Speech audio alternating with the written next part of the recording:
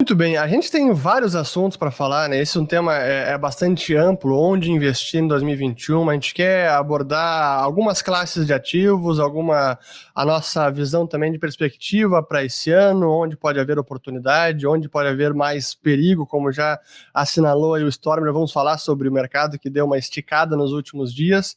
Mas antes de dizer onde investir, a gente gostaria de falar para vocês, nossos telespectadores, nossos clientes, como investir, como deve ser a forma de encarar investimentos, encarar a alocação de carteira. E acho que essa é a forma que a gente quer abrir esse programa, e até para isso trazemos aqui o Felipe, para falar um pouco sobre como essa construção de carteira, como pensar e como é o trabalho de assessoria financeira da Liberta Investimentos. Então, Felipe, está contigo. Legal, Fernando.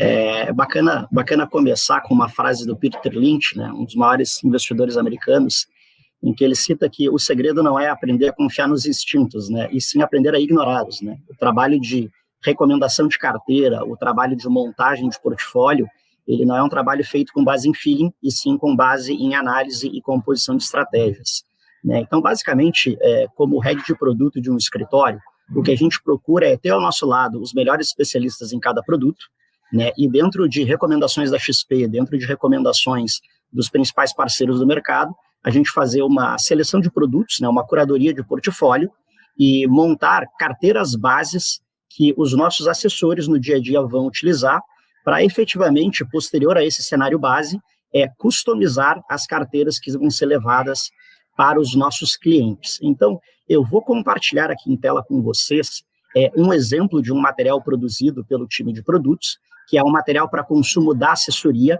que depois é refinado individualmente com cada um dos clientes. Então, vou colocar em tela aqui. Então, legal. Fernando, então isso aqui é só para o cliente telespectador que está nos assistindo aí, para eles entenderem um pouquinho como é que a gente parte para um racional da montagem de uma carteira, né? Então, a primeira coisa que uma carteira sempre vai ter é a diversificação entre diversos setores da economia, diferentes tipos de estratégia.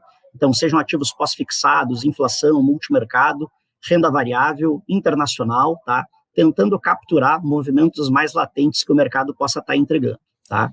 Então, esse é o cenário base de onde a gente parte, tá? E aí, dentro da composição, o que a gente vai fazer, né? Via de regra, a gente vai ter uma parcela sugestiva para colocar em liquidez, né? Ou seja, uma parte que fique como caixa disponível para o investidor ou aproveitar oportunidades ou até ter alguma liquidez em caixa para uma eventual necessidade de saque até que ele tenha, né? Então, isso é sempre uma parcela que vai estar presente dentro de uma carteira. Dentro de inflação, buscar capturar oportunidades no mercado em curto e longo prazo, né? Ou seja, aqui então, dentro de inflação da estratégia, a gente vai ter ali um fundo de um gestor como o FIC Votorantim, para capturar estratégias de curto prazo e apostando numa estratégia de longo prazo em um ativo de alta qualidade. Apenas lembrando, né, isso aqui é um trabalho, uma carteira hipotética montada para um cliente com base em um cenário base. Isso não é uma recomendação genérica que os clientes devam seguir, né? Isso é uma carteira para um público geral, imaginando aí uma alocação de em torno de R$300 mil. Né? Dentro de multimercados, por exemplo, a gente vai fazer presente uma estratégia de criptomoedas, que o Fernando, inclusive, é um grande entusiasta e trabalha muito bem esse setor, em que nós vamos, por exemplo, aqui colocar o Hashdex Discovery, que tem ali 20% da sua estratégia em ativos vinculados ao setor de criptomoedas.